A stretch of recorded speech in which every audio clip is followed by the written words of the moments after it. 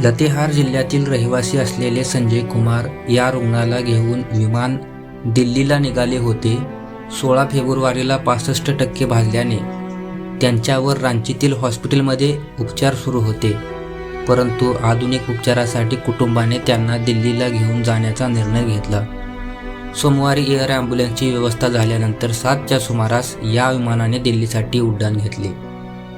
सोमवारी 23 फेब्रुवारी रात्री झारखंडच्या चतरा जिल्ह्यातील सिमरियाजवळ रांचीहून दिल्लीला जाणाऱ्या एअर ॲम्ब्युलन्सचा अपघात झाला. रांची येथून उड्डाण घेतल्यानंतर काही काळ हे चार्टर विमान रडारवरून गायब झाले होते. दरम्यान काही वेळानंतर त्यांचा अपघात झाल्याचे वृत्त समोर आले.